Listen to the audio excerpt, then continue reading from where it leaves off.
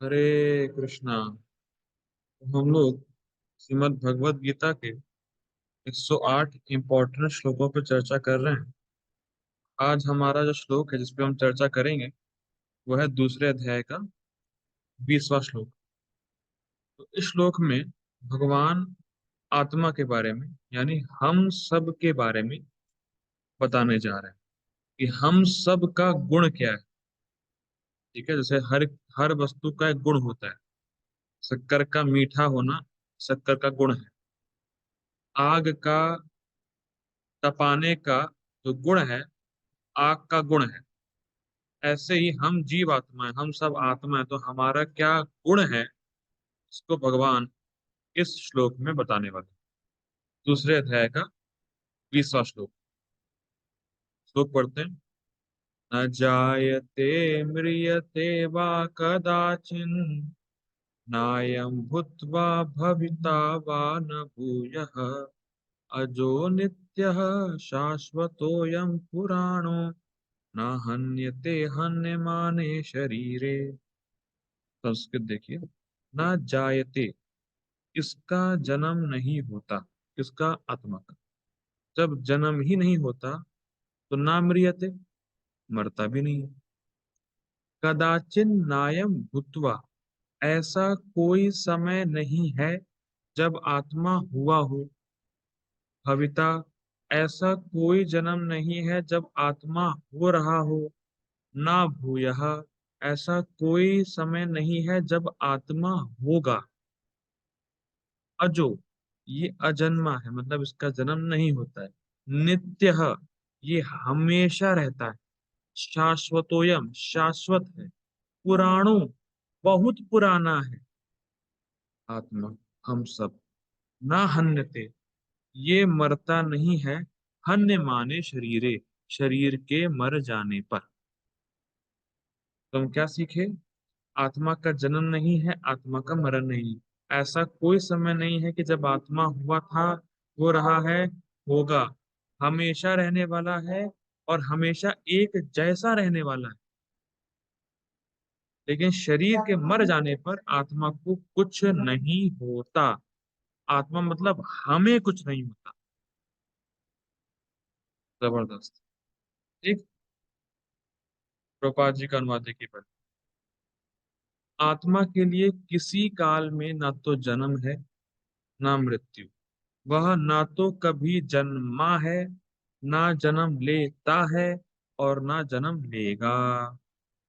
वह अजन्मा, नित्य, शाश्वत तथा पुरातन है। शरीर के मारे जाने पर वह मारा नहीं जाता। देखिए, इससे एक बात तो बहुत अच्छी सीखने को मिल रही है कि शरीर में कभी कभी कष्ट आ सकते हैं, तो परेशान हो सकते हैं, क्योंकि हम शरीर से अपनी पहचान कर रहे हैं। लेकिन छोटी मोटी चीजों के लिए हमें लड़ना नहीं चाहिए, या छोटी मोटी चीजों के लिए हमें परेशान नहीं होना चाहिए। अरे, मुझे अच्छा खाना खाने को नहीं मिला, उसने मुझसे ऐसा क्यों बोल दिया, उसने मेरा सम्मान नहीं किया, मैं स्कूल में फेल हो गया। सब सब कोई मैटर नहीं करता है।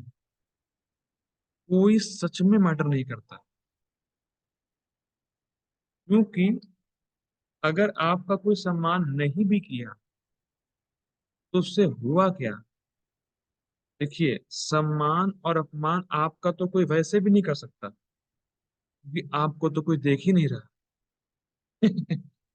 आप जब वीडियो देखेंगे ये, आप क्या मुझे देख पा रहे हैं? नहीं देख पा रहे हैं। आप तो शरीर को देख रहे हैं।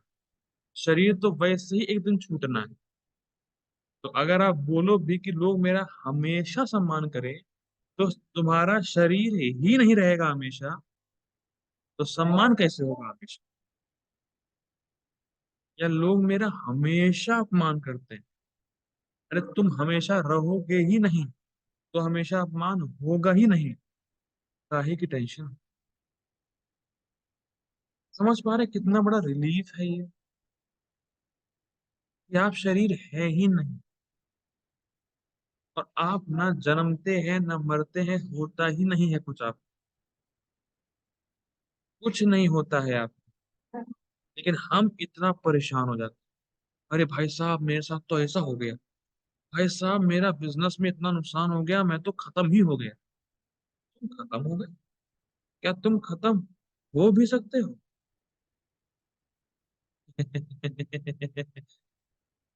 स्ट्राइकिंग। मेरा बिजनेस में इतना बड़ा लॉस हो गया भाई साहब, सब खत्म हो गया, सब खत्म हो गया, सब खत्म हो गया। अरे भैया कुछ खत्म हो ही नहीं सकता।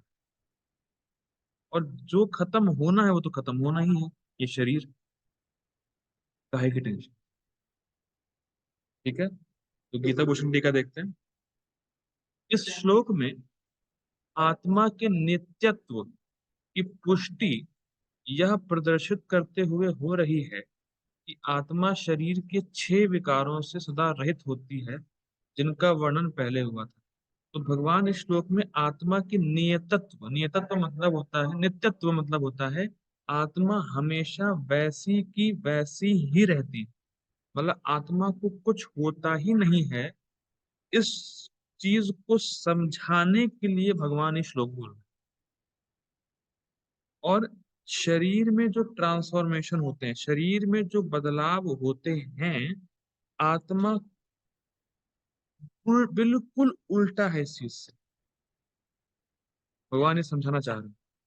देखिए, अभी क्लियर होगा। तो भगवान ने बोला आत्मा का जन्म नहीं होता, पर शरीर का जन्म होता है।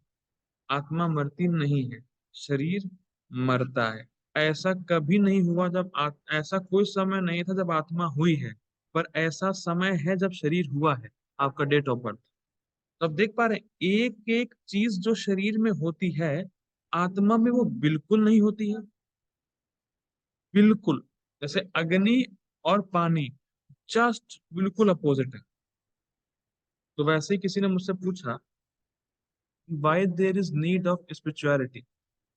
अरे स्पिरिचुअलिटी की नीड ही यही है कि तुम स्पिरिचुअल हो। आप समझ रहे हो? आप जैसे, आप मछली को पानी से बाहर निकालो और मछली से कहो आपको पानी की क्या जरूरत है, अरे भैया पानी की ही जरूरत है। आप समझ रहे हो? मछली को आप पानी से बाहर निकालो, पूछो आपको मैं उस मछली से कहो मैं आपको लस्सी दूंगा, मैं आपको पकौड़े दूंगा, मैं आपको चावल दूंगा, मैं आपको पनीर दूंगा, मैं आपको डॉलर्स दूंगा, मैं आपको गाड़ी दूंगा, आपको बंगला दूंगा। क्या मछली इन सब को पाके संतुष्ट हो सकती है? अगर पानी ना दिया जाए तो नहीं हो सकती। तो हम आत्मा है, जब तक हमें अपनी स्पिरिचुअल नीड्स नहीं मिलेगी, क्योंकि हम स्पिरिचुअल हैं, तो जब हमें अपनी स्पिरिचुअल नीड्स नहीं मिलेगी तो हम नहीं संतुष्ट होंगे। इसलिए नीड है स्पिरिचुअलिटी की।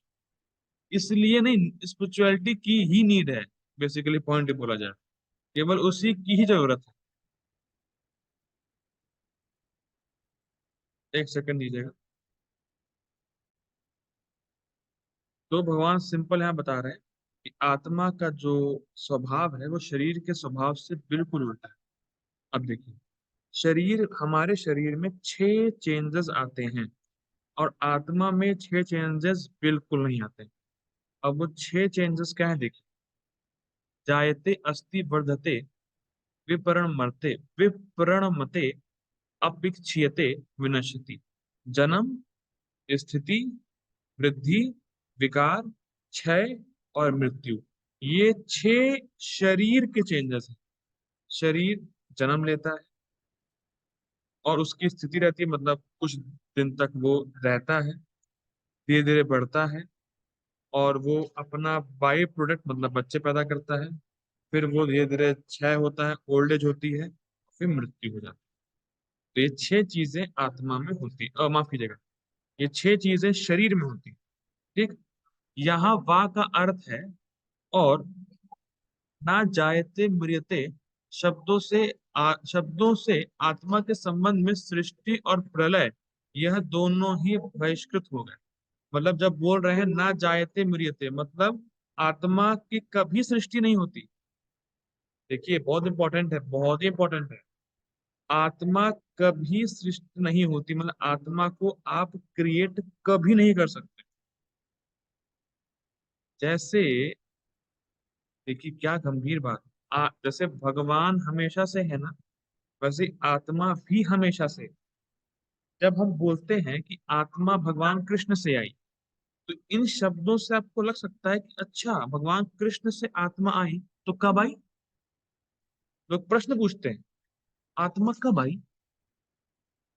आत्मा कब आई, कब का प्रश्न ही नहीं है, क्योंकि आत्मा हमेशा से। आप बोलते हो कि soul is part and parcel of Krishna. Soul का जो सोर्स है, जो आत्मा का सोर्स है, वो कृष्ण है। आत्मा कृष्ण से आई, तो प्रश्न सबसे पहले बनता है कब आई। कब की बात ही नहीं, जब से कृष्ण है तब से ही आत्मा है। पहला पॉइंट। और दूसरा, कई बार लोग साइंटिस्ट लोग ये बोलते हैं आने वाले 50-100 साल में हम लाइफ क्रिएट कर सकते हैं केमिकल्स। तो भैया केमिकल से आप लाइफ क्रिएट कर ही नहीं सकते, क्योंकि लाइफ क्रिएट होती ही नहीं है। कौन क्या बोले? ऐसा कोई समय नहीं है जब आत्मा होगी। मतलब you can't create consciousness, you can't create soul in the future by any chemical composition. तो यहां से ही जो साइंटिस्ट को आप डिबेट कर सकते हो कि ऐसा होता ही नहीं है, माफ कीजिएगा। ओके।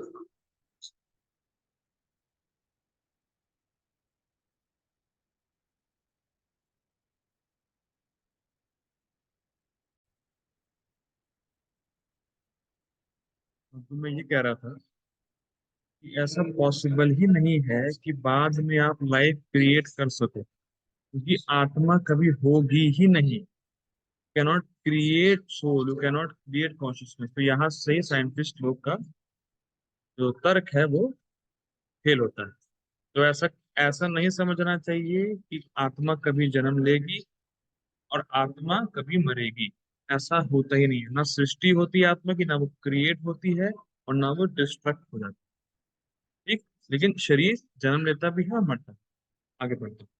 जिस जिस प्रकार भूतकाल में जीव कभी भी जन्म नहीं लिया था, उसी प्रकार से भविष्य काल में वह कभी भी जन्म नहीं लेगा।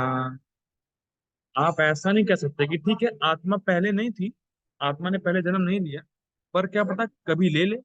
ना ना ना, ऐसा कभी नहीं होगा। आगे पढ़ते हैं।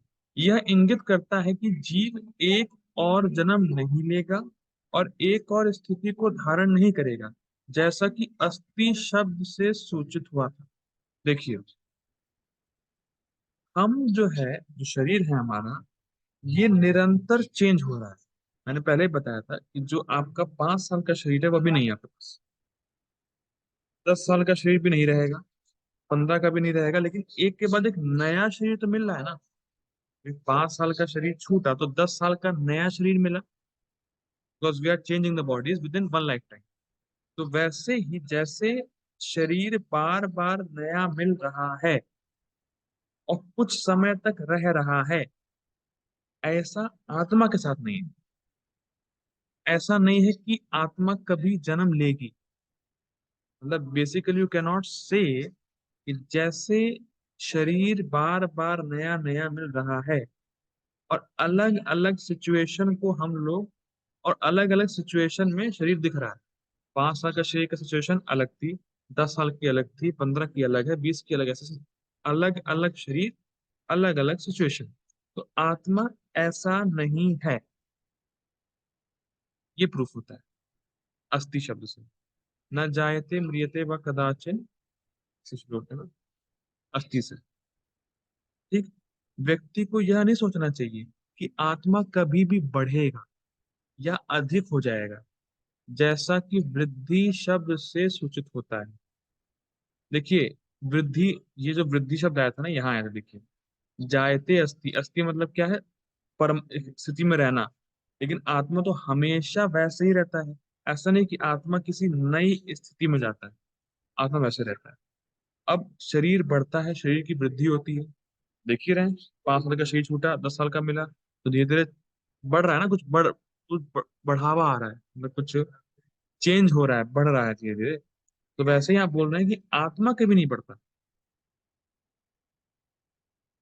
रिपीट कर रहा हूँ, मैं पहले पढ़ता हूँ उसको।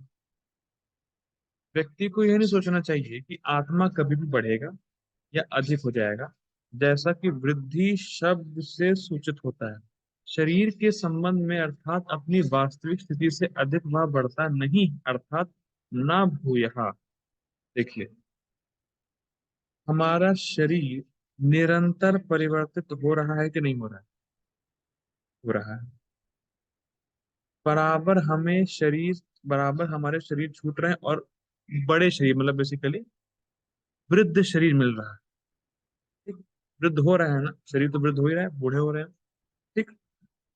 अब यहाँ ये कहा जा रहा है कि जैसे शरीर बढ़ रहा है या बढ़ता हुआ दिख रहा है, आत्मा में बढ़ावा नहीं होता है। जैसे हम, जैसे मान लीजिए कोई व्यक्ति बहुत खाता है, मोटा हो जाएगा, एक्सरसाइज करेगा, पतला हो जाएगा। तो वो मोटा पतला क्या हुआ? उसका शरीर, ना कि आत्मा।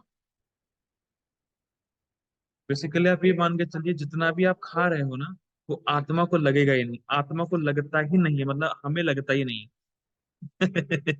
इसलिए जितना जरूरी है उतना खाना चाहिए। ऐसा नहीं है कि मैं विटामिन डी की गोली खा रहा हूँ, सोल को विटामिन डी मिल रहा है, आत्मा को विटामिन डी मिल रहा है। नहीं, शरीर को विटामिन डी मिल रहा है। तो जैसे शरीर की वृद्धि होती है, शरीर बढ़ता हुआ लग रहा है और बढ़ रहा है, उसमें चेंजेस आ रहे हैं, आत्मा में कोई चेंजेस नहीं आते। आप ऐसा नहीं कर सकते कि ज्यादा खाने से आत्मा मोटा हो जाएगा और कम खाने से आत्मा पतला हो जाएगा। ऐसा नहीं होता है। उस वो जैसा है, आत्मा का साइज है 1/10,000 टिप ऑफ द हेयर, वो उतना ही रहने वाला है। ना भूयः, उसकी वृद्धि नहीं होती, वो बढ़ता नहीं है, लेकिन शरीर बढ़ता है। तो आप देख पा रहे हैं कि शरीर में जो होता है उसके जस्ट अपोजिट वाला फीचर आत्मा में है। शरीर बढ़ा, आत्मा नहीं बढ़ी। शरीर जन्मा, आत्मा नहीं जन्मी। शरीर मरा, आत्मा नहीं मरी। तो भगवान बेसिकली इस श्लोक में ये बता रहे हैं कि बेभैया, शरीर में जो कुछ होता है, आत्मा उससे बिल्कुल उल्टा है। तो शरीर से संबंधित जो चीजें हैं, उससे आत्मा कभी सुखी नहीं हो सकता, क्योंकि आत्मा का नेचर जस्ट उल्टा है शरीर से। भगवान ये समझाना चाहते हैं। ठीक। आगे बढ़ते हैं। जिस कारण से आत्मा बढ़ती नहीं है, उसको अजो नित्य शब्द से समझाया गया है। क्योंकि नित्य मतलब आत्मा जैसी है वैसी ही रहती है, और आत्मा का जन्म नहीं होता, तो चेंजेस आने का सवाल ही नहीं है। ठीक। आगे बढ़ते हैं। जो देखिए क्या इंटरेस्टिंग पॉइंट है। जो वस्तुएं जन्म और मृत्यु के अधीन है, जैसे कि पेड़, वह जन्म के बाद बढ़ते भी हैं और फिर मरते हैं। देखिए, जो चीज, जिस चीज ने जन्म लिया है वो चीज मरेगी। ठीक है। और जन्म से मरने के बीच में उसको चेंज, माफ कीजिएगा, होना ही पड़ेगा। जैसे आप इस जगत में कोई भी चीज लेते हो, आप देखते हो कुछ समय जब आपने उसको चीज को लिया, वो नया रहता है। समय बीतने के बाद वो खराब हो जाता है। दवाइयाँ भी हैं, तो दवाइयों की भी एक्सपायरी डेट होती है। और आप मान लीजिए नया नया मोबाइल लिए, नई नई गाड़ी ली, ऐसे गाड़ी लिया, नई गाड़ी लेते हैं, उसको यूज करते रहो, यूज करते रहो, यूज करते रहो, वो खराब हो जाती है। उसकी एफिशिएंसी उतनी नहीं रहती। तो उसमें कुछ चेंज आया कि नहीं आया? आया। स्वाभाविक सी बात है। तो जैस क्योंकि क्योंकि आत्मा जन्म नहीं लेता और आत्मा मरता नहीं, तो उसमें कोई चेंज भी नहीं आ सकता। और क्योंकि शरीर जन्म लेता है और शरीर मरता है, तो उसमें चेंजेस आना ही है। क्लियर हो रही बात है कि नहीं? भाई, जो चीज आई है, जन्म ली है, मरेगी भी। और जन्म से मृत्यु के बीच में उसको चेंज होना ही पड़ता है। आत्मा का जन्म नहीं हुआ, आत्मा मरती नहीं है, उसमें चेंज होता नहीं है, और वो आत्मा और कोई नहीं, आत्मा हम स्वयं हैं। क्या? आगे बढ़ते हैं। क्योंकि जीव का ना तो जन्म होता है ना मृत्यु, अर्थात यह अजो नित्य है। इस कारण से वह वृद्धि भी नहीं करता। इस कारण से, क्योंकि ना जन्म हुआ ना मरता है, इस कारण से वो बढ़ता भी नहीं, उसमें चेंज भी नहीं आता। अर्थात ना भूयः। शाश्वत का अर्थ है कि जीव का कभी क्षय नहीं होता। यह आत्मा सभी कालों में बिना क्षय के रहता है। और यह अपक्षीयते शब्द के विपरीत है, जो क्षय का द्योतक। क्षय मतलब ड्विंडल, पावर कम हो जाना। जैसे शरीर की पावर कम हो जाती है, हम देखते हैं बुढ़ापे में शरीर में उतना पावर नहीं रहता। लेकिन ऐसा जीव के साथ नहीं है, क्योंकि जीवात्मा शाश्वत है। शाश्वत मतलब जीवात्मा हमेशा रहता है। और क्योंकि जो देखिए, जो चीज हमेशा रहेगी उसमें ड्विंडल होने का चांस रहेगा। समझ रहे हैं? जो चीज हमेशा रहेगी उसकी पावर कम होने की चीज, पावर कम होने की बात आती है?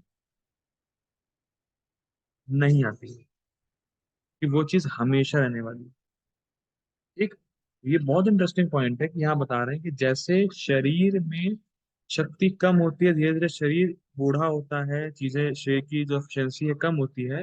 ऐसा आत्मा के साथ नहीं होता, क्योंकि आत्मा हमेशा रहने वाली है। और जो चीज हमेशा रहने वाली है वो उसकी पावर कैसे कम हो सकती है? हो ही नहीं सकती। ठीक है। पुराना शब्द यह इंगित करता है कि आत्मा बिना किसी परिवर्तन के, मैंने बता दिया। देखिए, पुराना मतलब आत्मा बहुत पुराना है, लेकिन बहुत पुराना होते हुए भी वैसे का वैसा बना हुआ है। क्या कोई ऐसा व्यक्ति है जो 100 साल पुराना है और वो अभी भी यंग हो? क्या किसी भी आदमी को आप जानते हैं जो 100 साल पुराना हो और 100 साल पहले जैसा था वैसा ही 100 साल के बाद हो? क्या आप किसी आदमी को मिले हैं ऐसा? ऐसा हो ही नहीं सकता। लेकिन आत्मा अनादि काल से है। अनादि मतलब बहुत पहले से, क्या आप कल्पना नहीं कर सकते? बहुत पहले से होते हुए भी जैसे वो पहले थी वैसे ही आज भी, बिना किसी परिवर्तन के। ठीक। अर्थात विपरमते का गुण। विपरमते मतलब विपरमते, विपरणमते। ये गुण शरीर का है कि शरीर बस वो हो जाता है, शरीर में परिवर्तन आता रहता है। ठीक। लेकिन ये परिवर्तन आत्मा में नहीं। यद्यपि आत्मा बहुत पुराना है, बहुत पहले से है, अर्थात पूरा, फिर भी नव अर्थात नया है बहुत पुराना, लेकिन फिर भी नया है। नया मतलब उसमें जो जो ऐसा वो था वैसा ही रहने, वैसा ही है, तो नया है। इसे कोई भी नया रूप धारण करने की आवश्यकता नहीं है। ये बहुत इंटरेस्टिंग। जैसे हम शरीर धारण करते हैं वैसे ही ये मत सोच, जैसे जैसे जैसे हम आत्मा है और आत्मा अलग अलग शरीर लेती है। ठीक। तो ऐसा नहीं है कि आत्मा को कुछ नया धारण करना, मतलब आत्मा अपने आप में कुछ नया रूप ले ले, ऐसा नहीं होता। आत्मा जैसी थी वैसे ही रहती है, बस अलग अलग शरीर लेती है। ठीक। तो यह आत्मा शरीर के 6 प्रकार के विकारों से रहित है। शरीर में क्या 6 प्रकार के चेंजेस हैं? जन्म होता है, बढ़ते हैं, कुछ देर रहते हैं, बच्चे पैदा करते हैं, शरीर की शक्ति कम होती है, क्षय होता है, dwindle होते हैं और आखिर में मर जाते हैं।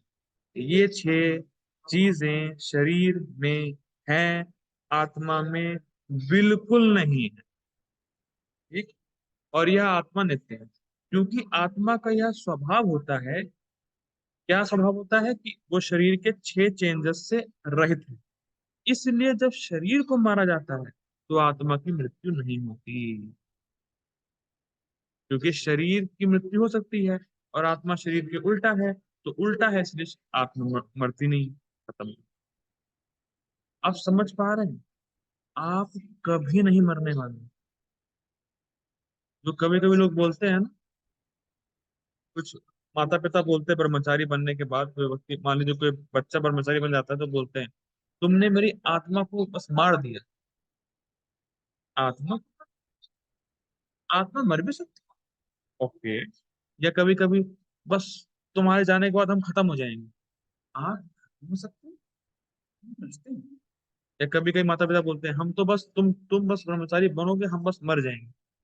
तुमसे बोलिए अब, पिता, माता, कोई मरता नहीं है। आप केवल ड्रेस चेंज कर रहे हो, आप केवल शरीर चेंज कर रहे हो। यही है रियलिटी। तो देखिए प्रभुपाद जी बोलते हैं ना, जो हल्का सा बुद्धिमान होगा वो इस जगत में महान बनने का ट्राई नहीं करता। क्यों? महान बनने से होगा क्या? क्या होगा महान बनने से? कुछ देर लोग आपको याद रखें, कुछ देर। जैसे ही आपका शरीर छूटा, 2 हफ्ते, 1 महीने, 2 महीने बाद कोई आपको याद तक नहीं रखेगा। कोई याद नहीं रखेगा। और आप लोगों के लिए ही महान बनना चाह रहे थे कि लोग मुझे जाने। अब खुद सोचिए, इतने महान महान राजा हुए पहले के समय में, तो जो उन महान राजा को याद करने वाले थे, उनको भी आज को याद नहीं करता। तो जो इस जगत में महान बनना चाहता है, उससे बड़ा महान मूर्ख कोई नहीं। तो वो बुद्धिमानी इसी में है कि व्यक्ति बुद्धिमान बने और समझे कि मैं शरीर नहीं हूँ, मैं इस जगत का नहीं हूँ। जितना जरूरी है उतना करो, और आत्मा की नीड पे ध्यान रखो, अपनी नीड पे ध्यान रखो। और भगवान की भक्ति करने में अगर कोई कष्ट आए तो बिल्कुल हिचकिचाओ मत, क्योंकि भगवान की भक्ति ही हमारा धन है, आत्मा का धन। अरे सिंपल सोचिए, अगर जैसे जो व्यक्ति 16 माला का जप करता है, नाम जप करता है, वो लगभग मान के चलिए 16,000 नाम जप करता है। और अगर हर एक को एक नाम काउंट किया जाए तो 23,000 नाम करते हैं वो 16 माला में। अगर मान लीजिए कोई व्यक्ति कहे कि हम एक नाम पे आपको $1 देंगे रोज, तो मान लीजिए कहे 23,000 2 घंटे में, क्या कोई व्यक्ति मना कर देगा? लाइन लग जाएगी भाई साहब, लाइन। लेकिन तो $23,000 आपको मिलेंगे, कि अब आपके साथ जाएंगे मृत्यु के बाद? नहीं जाएंगे। तो क्या फायदा हुआ? लेकिन जो भगवान की भक्ति आपने की है, वो हमेशा आपके साथ जाएगी, हमेशा आपके साथ रहेगी, वही आपका रियल धन है। ये बहुत इंटरेस्टिंग बात है, बहुत इंपॉर्टेंट पॉइंट है कि हम हमेशा याद रखें कि हम शरीर नहीं हैं। तो शरीर से संबंधित वस्तुएं हमें सुख नहीं दे सकती। और मैं बार बार ये क्यों बोलता हूँ? क्योंकि बार बार हम इसको भूल भी जाते हैं। क्या? अर्जुन, तुमने ऐसे शब्द कहे कि मैं अपने गुरु का हत्यारा बनूंगा। अर्जुन ये आर्गुमेंट दिए थे कृष्ण को। तो कृष्ण बोल रहे हैं ये सब अज्ञान के कारण ही कहा गया, ताकि तुम्हारा इससे अपयश ना हो। परंतु उपयुक्त कारणों की वजह से तुम्हें निर्भय होकर इस धर्म युद्ध में युद्ध करना चाहिए जो शास्त्रों के द्वारा अनुमोदित है। मतलब बेसिकली भगवान ये कह रहे हैं कि तुम किसी को मार ही नहीं सकते भाई साहब, तुम मरता ही नहीं है। और अगर तुम इस धर्म युद्ध में नहीं लड़ोगे तो तुम्हारा अपयश होगा, लोग तुम्हारा मजाक उड़ाएंगे। और धर्म युद्ध में युद्ध करना हिंसा नहीं है। फिर रिपीट कर रहा हूं, ये मत सोचिए कि अर्जुन हिंसा करेंगे, अर्जुन अर्जुन बेफालतू में मारेंगे उनको। जैसे अगर मान लीजिए मैं कहूं अरे सब तो आत्मा है, किसी को मार दो, तो कल को मान लीजिए कोई कहे, बंदूक लेके चले, अरे तुम तो आत्मा हो, डिशकिया हो, तुम तो आत्मा हो, डिशकिया हो, तुम तो आत्मा हो, डिशकिया हो। सब आत्मा है, मारते रहो सबको, कोई मरता नहीं। ये लॉजिक नहीं। लॉजिक ये है कि धर्म युद्ध में लड़ाई करने से हिंसा नहीं मानते उसको, क्योंकि धर्म युद्ध शास्त्र के अकॉर्डिंग है। तो जो धर्म युद्ध में मरता भी है वो स्वर्ग जाता है। भगवान क्लियर करेंगे। परपुट, गोपाल जी के परपुट पढ़ते हैं। गुणात्मक दृष्टि से, मतलब क्वालिटी वाइज, परमात्मा का अणु अंश परम से अभिन्न है। बहुत सिंपल है। गोल्ड माइन और गोल्ड रिंग, क्या दोनों क्वालिटी में सेम होंगे? जी हाँ, सेम होंगे। पर दोनों का प्राइस एक होगा? नहीं भैया, गोल्ड रिंग आपको कुछ डॉलर में मिल जाएगी और गोल्ड माइन का प्राइस तो बहुत ऊपर। तो बेसिकली भगवान और हम में क्वालिटी वाइज सेम है। भगवान जैसे मान लीजिए गोल्ड माइन और गोल्ड रिंग, तो दोनों ही गोल्ड है, पर गोल्ड माइन की वैल्यू ज्यादा है और गोल्ड रिंग की वैल्यू कम है। तो भगवान सुप्रीमली पावरफुल है, हम थोड़े मात्रा में पावरफुल। ये पॉइंट। जैसे भगवान सत चित आनंद है, हम भी सत चित आनंद। सिंपल। वह शरीर की भांति विकारी नहीं है। कौन? आत्मा। आत्मा में शरीर के हिसाब से 6 चेंजेस नहीं होते। देखिए प्रभुपाद जी भी उस बात को ऐसे ही ले रहे हैं जैसे कमेंट्री में था, शरीर और आत्मा में कंपैरिजन कर रहे हैं। ठीक। कभी कभी आत्मा को स्थायी या कूटस्थ कहा जाता है। स्थायी का मतलब क्या है? आत्मा में कोई भी चेंज नहीं आता है, जैसी थी पहले वैसी ही। शरीर में 6 प्रकार के रूपांतरण होते हैं। शरीर में 6 चेंजेस आते हैं, तो हम लोग टीका में पढ़ चुके हैं। क्या है देखिए। वह माता के गर्भ से जन्म लेता है। तो जन्म, पहला शरीर का ट्रांसफॉर्मेशन, कुछ काल तक रहता है, स्थायी। दूसरा, बढ़ता है, वृद्धि, कुछ परिणाम उत्पन्न करता है, मतलब बाय प्रोडक्ट, और धीरे धीरे क्षीण होता है, ड्विंडल, और अंत में समाप्त हो जाता है, डेथ। तो ये 6 चेंजेस हैं। किंतु आत्मा में ऐसे परिवर्तन नहीं होते, हम पढ़ चुके हैं। आत्मा अजन्मा है, किंतु चूंकि यह भौतिक शरीर धारण करता है, अतः शरीर जन्म लेता है। सिंपल। आत्मा ना तो जन्म लेता है, ना मरता है। जिसका जन्म होता है, उसकी मृत्यु भी होती है, ये भी क्लियर है। और चूंकि आत्मा जन्म नहीं लेता, अतः उसका ना तो भूत है, ना वर्तमान, ना भविष्य। ये लाइन बहुत स्ट्राइकिंग है।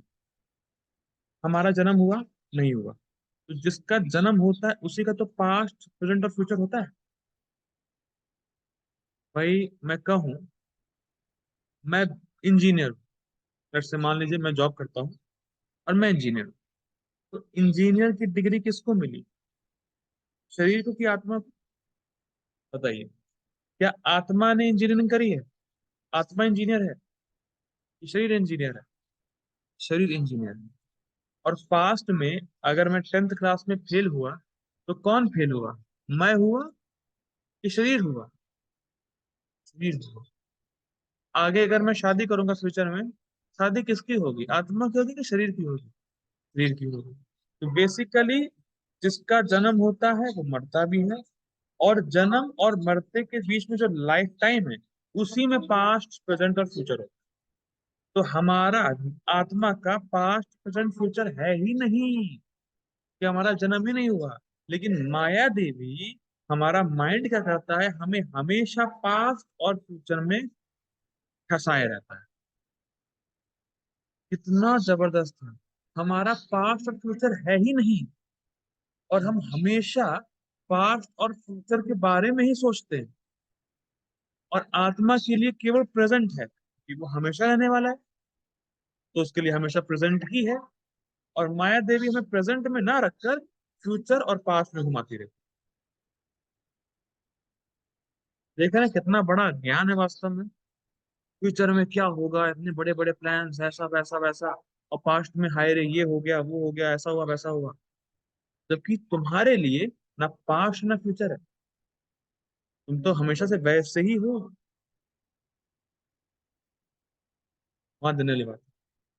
वह नित्य, शाश्वत तथा सनातन है। कौन? आत्मा। अर्थात उसके जन्म लेने का कोई इतिहास नहीं है। प्लीज कभी ये क्वेश्चन मत पूछिएगा, आत्मा कब आई। ये है ही नहीं, ये क्वेश्चन ही रॉन्ग। ठीक है। जैसे शरीर के प्रभाव में आकर, माफ कीजिए, हाँ जैसे ही हो गया आप। जैसे शरीर के प्रभाव में आकर आत्मा के जन्म मरण आदि का इतिहास पूछते हैं। हाँ, जैसे जैसे क्या है, शरीर की डेट ऑफ बर्थ होती है और शरीर की डेट ऑफ डेथ होती है। तो हम आत्मा में भी शरीर का ही कॉन्सेप्शन लगाते हैं।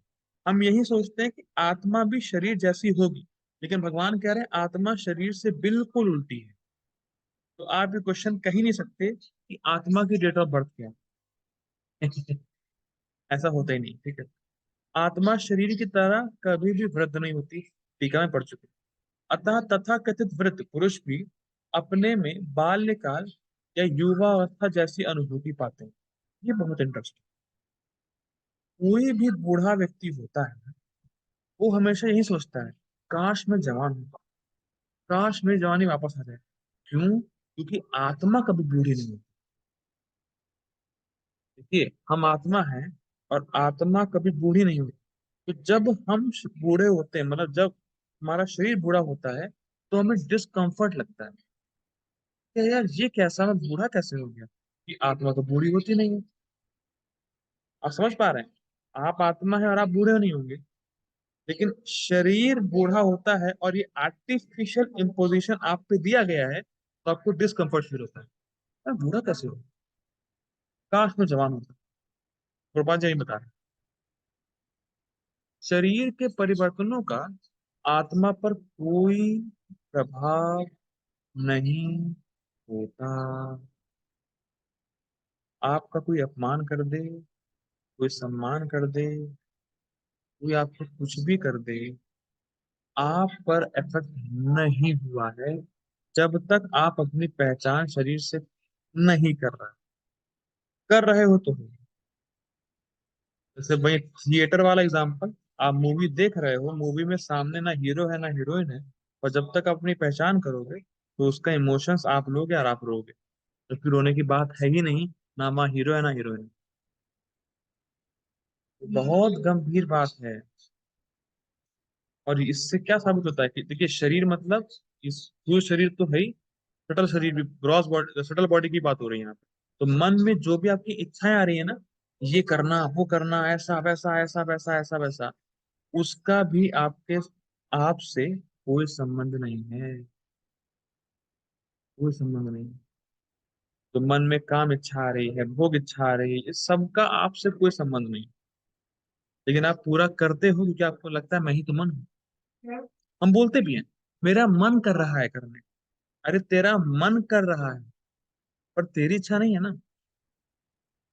और जब आपकी नहीं सुन रहा मन, तो आप क्यों सुन रहे अपने मन की। आगे बढ़ते हैं।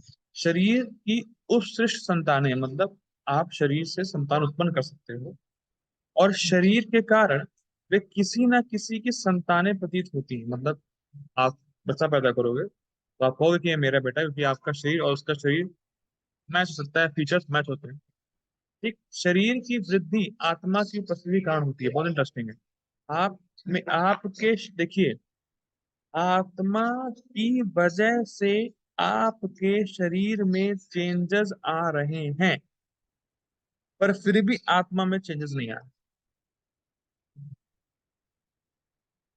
The changes of the changes in your body happens due to soul, and soul remains unchangeable। Gopal ji बताते हैं कि मान लीजिए कोई बच्चा 5 साल का हो, और उसके मतलब बच्चा 5 साल का हो और आत्मा उसके शरीर से निकल जाए, वो 5 साल के बच्चे में कोई भी शरीर में मतलब वृद्धि नहीं होगी। शरीर बढ़ेगा नहीं, जबकि शरीर जो है डिकम्पोज हो जाएगा। तो बेसिकली शरीर आपका जो बढ़ रहा है, वो आत्मा की वजह से, आत्मा की उपस्थिति की वजह से। किंतु आत्मा के ना तो कोई उपवृद्धि है, ना ही उसमें कोई परिवर्तन होता है। मतलब आत्मा का कोई बायो प्रोडक्ट नहीं है। जैसे शरीर का, शरीर से, शरीर की वजह से आपने बच्चा पैदा किया, आपका बच्चा है। तो अगर हम बोलते हैं मेरा बच्चा है, तो लेट्स से मैं बोलता हूँ मेरा बच्चा है, पर क्या वो सच में मेरा बच्चा है? नहीं। क्योंकि जो जो उसमें आत्मा है, वो कृष्ण की है। तो बच्चा आपका हुआ कैसे? हाँ, जो शरीर आप देख रहे हो, जो आप शरीर देख रहे हो अपने बच्चे का, वो आपके शरीर की वजह से है, पर आत्मा कृष्ण की है। अगर आप जैसे, अगर आप कोई बच्चा पैदा करते हो, तो आप ये नहीं कह सकते कि मैंने आत्मा पैदा की। आप समझ पा रहे हो? आप जब शादी के बाद बच्चे पैदा करते हो, आप बोलते हो मेरा बच्चा। तो मेरा बच्चा मतलब जो शरीर जो दिख रहा है बच्चे का, वो आपकी वजह से है। और जो शरीर में आत्मा है, जिसकी वजह से शरीर है अभी, वो कृष्ण की। बेसिकली रियल में तो कोई किसी का बच्चा है ही नहीं, कृष्ण की ही। ठीक, आप आत्मा को पैदा नहीं कर सकते, क्योंकि आत्मा का जन्म होता ही नहीं। सिंपल। अतः आत्मा शरीर के 6 प्रकार के परिवर्तन से मुक्त है। सिंपल।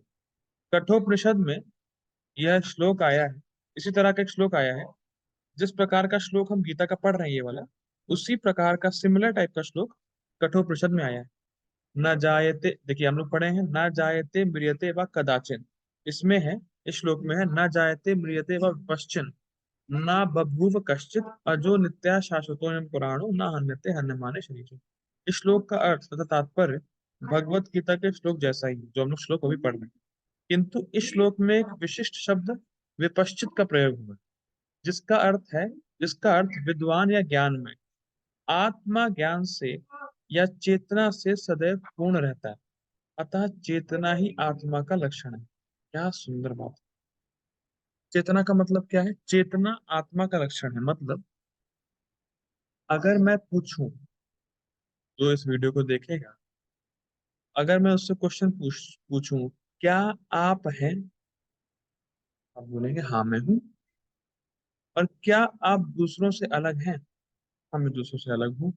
तो ये अनुभव करना कि मैं हूं और मैं दूसरों से अलग हूं, यही चेतना है। और इससे ही प्रूफ होता है कि आप आत्मा हैं। अगर मैं लैपटॉप से पूछूं, जिसमें मैं रिकॉर्डिंग कर रहा हूँ, लैपटॉप क्या तुम हो? कुछ नहीं। क्या तुम्हें फील हो रहा है क्लास हो रही है? नहीं। पर जो वीडियो देखेगा, अगर मैं उससे पूछूं क्या आपको फील हो रहा है कि आप वीडियो देख रहे हो, हाँ बोलोगे हाँ मुझे फील हो रहा है। तो फीलिंग, वो अनुभव की शक्ति आत्मा से आती है। आंखों कानों से आप सुन रहे हो, अनुभव आत्मा कर रहे हो। क्योंकि अगर आप किसी डेड बॉडी को सुनाओ मेरी क्लास, तो आंखें कान तो उसके पास भी हैं, और क्या वो अनुभव करेगा? तो ना केवल आत्मा शरीर के 6 विकारों से रहित है, 6 चेंजेस से रहित है, बट आत्मा में ज्ञान शक्ति भी है, चेतना भी है, कि वो है और वो दूसरों से अलग है। ये शरीर में नहीं है। इसलिए यहाँ पे पापा जी श्लोक कोट कर रहे हैं। ना केवल आत, ना केवल आत्मा में शरीर के 6 चेंजेस नहीं है, बल्कि शरीर में ज्ञान शक्ति नहीं है जो आत्मा में है। ये भी एक डिफरेंस। इसलिए प्रभुपाद जी श्लोक कोट कर, यदि कोई हृदयस्थ आत्मा को नहीं खोज पाता, तब भी वह आत्मा उपस्थिति को चेतना की उपस्थिति से जान सकता है। भले ही आप आत्मा को नहीं देख पा रहे हो, पर आप ये देख पा रहे हो कि आप अनुभव कर रहे हो, तो इससे प्रूफ होता है कि आत्मा है। कभी कभी हम बादलों या ये पापा जी एग्जाम्पल दे रहे हैं, सुंदर एग्जाम्पल। कभी कभी हम बादलों या अन्य कारणों से आकाश में सूर्य को नहीं देख पाते, किंतु सूर्य का प्रकाश सदैव विद्यमान रहता है, अतः हमें विश्वास हो जाता है कि यह दिन का समय। जैसे अभी आज ही का मौसम देख लीजिए, आप सूर्य को नहीं देख रहे थे, पर सूर्य के प्रकाश को अनुभव कर रहे थे कि हाँ, आपको फील हो रहा था कि ये दिन है, रात नहीं है, भले आप सूर्य को ना देख रहे। तो सूर्य का अनुभव आपने सूर्य के प्रकाश से किया कि नहीं किया? भले आप सूर्य को नहीं देखे। वैसे ही आत्मा को भले ही ना देखो, पर आत्मा की उपस्थिति का आप पहचान सकते हो आपके अनुभव करने के लक्षण से, ज्ञान शक्ति से। ठीक।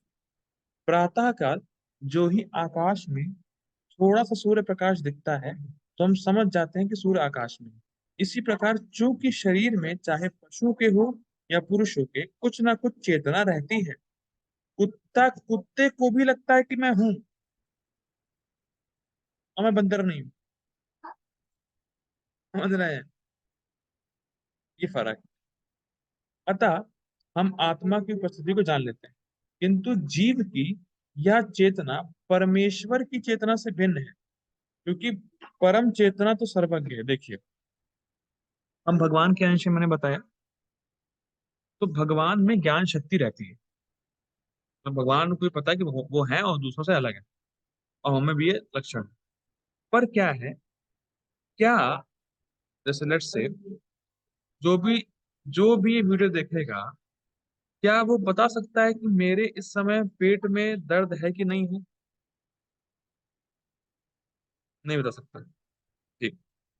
क्या वो बता सकता है कि मैंने अभी खाना खाया कि नहीं खाया? नहीं बता सकता।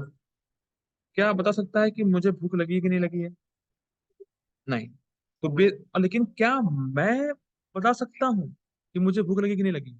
हाँ, कि मैं अपने शरीर के बारे में जानता हूँ। तो जितने भी लोग हैं वो सब अपने अपने शरीर के बारे में जानते हैं कि उनको क्या फीलिंग हो रही है। जैसे क्या कोई बता सकता है कि मुझे क्लास देने में अच्छा लग रहा है कि नहीं? नहीं बता सकता। लेकिन मुझसे पूछोगे तो मैं बता सकता हूँ, क्योंकि मुझे अनुभव हो रहा है। बेसिकली हम सब अपने अपने शरीर का अनुभव कर रहे हैं, दूसरे के शरीर का अनुभव नहीं कर रहे हैं। पर कृष्ण जो है वो सबके हृदय में रह के सबके अनुभवों को जानते हैं। कृष्ण को पता है कि मेरे पेट में क्या दिक्कत है कि नहीं है। कृष्ण को पता है कि आपके पेट में दिक्कत है कि नहीं है। कृष्ण को पता है कि आपके आंखों में दिक्कत है कि नहीं दिक्कत है। कृष्ण को सब, मतलब कृष्ण हर किसी के बारे में जानते हैं, और हम केवल अपने बारे में जानते हैं। ये फर्क है कृष्ण में और हम में। कृष्ण पास्ट प्रेजेंट फ्यूचर सब जानते हैं, और हम कुछ नहीं जानते। इसलिए हम तो ये नहीं जानते अगले अगले समय होने क्या वाला है। ठीक है। व्यष्टि जीव की चेतना विस्मरणशील है, मतलब वो भूल जाता है। अब अभी भी हम अपने को भूले हुए हैं कि नहीं, ये बताइए। क्या आप जानते हैं कि आप कौन हैं? अगर मैं पूछूं आप कौन हैं, तो आप बता पाओगे आंसर? आप केवल नहीं बता पाओगे, मैं श्रेयांश हूँ, मैं ये हूँ, मैं वो, अपना नाम। पर नाम तो शरीर का है, आप कौन है? समझ में आ रहा है? तो हम में जो चेतना है, मतलब हम में जो कॉन्शियसनेस है, वो विस्मरणशील, मतलब हम भूल जाते हैं। जब वह अपने वास्तविक स्वरूप को भूल जाता नहीं, हम भूले ही हुए, तो उसे कृष्ण के उपदेशों से शिक्षा तथा प्रकाश और बोध प्राप्त होता है। इसीलिए गीता पढ़ना बहुत जरूरी है। हम भूले हुए हैं हम है कौन, और कृष्ण को पता है हम है कौन। कृष्ण ही तो बताएंगे ना भाई। जैसे मान लीजिए किसी व्यक्ति को मेमोरी लॉस हो गया, और मुझे मेमोरी है, तो मैं ही तो बताऊंगा ना भाई, देखो तुम्हारा नाम ये था, तुम ये हो, तुम ये काम करते थे। अब जिसको खुद ही मेमोरी नहीं है वो क्या बता पाएगा? कृष्ण को सब पता है, और कृष्ण कुछ भूलते नहीं। और जितने भी जीव हैं, यहाँ तक कि साइंटिस्ट भी, वो भूल जाते हैं, वो रास्कल हैं, उनको नहीं पता कुछ। तो हमें उनसे ना ज्ञान लेके कृष्ण से ज्ञान लेना है। क्योंकि जो लेवल हमारा है वही लेवल साइंटिस्ट का है। हम अपने आप को नहीं जानते हम है कौन, साइंटिस्ट भी नहीं जानता कि वो कौन है। लेकिन कृष्ण सबको जानते हैं कि वो कौन है। तो ज्ञान हमें लेना है कृष्ण से। किंतु कृष्ण विस्मरणशील जीव नहीं है, ठीक। यदि वे ऐसे होते तो उनके द्वारा दिए गए भगवत गीता के उद्देश्य व्यर्थ होते। सिंपल है, मैंने बता दिया। आत्मा के दो प्रकार हैं, एक तो अणु आत्मा और दूसरा विभु आत्मा। अणु मतलब छोटा, जो कि जीव है। विभु विभु मतलब महान, जो कि भगवान है। और आत्मा कहने का मतलब आत्मा नहीं, आत्मा कहने का मतलब कॉन्शियस बीइंग। हम कॉन्शियस हैं, भगवान भी कॉन्शियस है, ठीक। इसकी पुष्टि हुई है, इसकी पुष्टि इस प्रकार हुई है। अणोर अनियान महतो महियान आत्मा, अणोर अनियान महतो महियान आत्मास्य जंतुर निहितो गुहायाम, तम क्रतु पश्यति वीत शोको धातु प्रसादान महिमान आत्मनः। परमात्मा तथा अणुआत्मा, कृष्ण और हम दोनों शरीर रूपी उसी वृक्ष में जीव के हृदय में विद्यमान है। और इनमें से जो समस्त इच्छाओं तथा शोकों से मुक्त हो चुका है, वही भगवत कृपा से आत्मा की महिमा को समझ सकता है। बेसिकली पॉइंट क्या है कि जो भगवान की भक्ति करेगा वही समझ पाएगा कि कृष्ण की महिमा क्या है। कृष्ण परमात्मा के भी उद्गम है। ये क्या बात हुई? क्या कृष्ण परमात्मा नहीं है? नहीं, कृष्ण ही परमात्मा है। पर कृष्ण का जो एक अंश होता है क्षीरोदक्षाई विष्णु, वो परमात्मा के रूप में कार्य करता है। कृष्ण का एक्सपेंशन जो क्षीरोदक्षाई विष्णु है, वो हमारे हृदय में है, और वो भी कृष्ण ही है। डिफरेंस कुछ नहीं, ठीक है। जैसा कि अगले अध्याय में बताया जाएगा। और अर्जुन अणु आत्मा के समान है, और जो अपने वास्तविक स्वरूप को भूल गया है। हम भी भूले हुए हैं, तो अर्जुन देखिए, अर्जुन भूले नहीं है, पर अर्जुन हमारा तरीके का रोल प्ले कर रहा है। जैसे एक कंडीशन लिविंग बीइंग होता है, वैसा रोल अर्जुन प्ले कर रहा है, लेकिन अर्जुन को सब पता है। अतः उसे कृष्ण द्वारा या उनके प्रामाणिक प्रतिनिधि गुरु द्वारा प्रबुद्ध किए जाने की आवश्यकता है। जैसे अभी आप मुझसे भगवत गीता सुन रहे हैं, ठीक है? तो ये इतना ही पावरफुल है कि जैसे अब मैं अपना अपना ये बोलूंगा कि मैं मुझ में फॉल्ट हो सकता है, मुझ में तो मैं तो गधा हूँ। जैसे कोई प्रभुपाद जी, जैसे अब देखिए हम प्रभुपाद जी गीता पढ़ रहे हैं, प्रभुपाद जी ने जो गीता लिखी है वो हम पढ़ रहे हैं। तो प्रभुपाद जी की जो गीता पढ़ता है वो ऐसा ही है कि कृष्ण आपको डायरेक्ट ये बोल रहे हैं। समझ रहे हैं?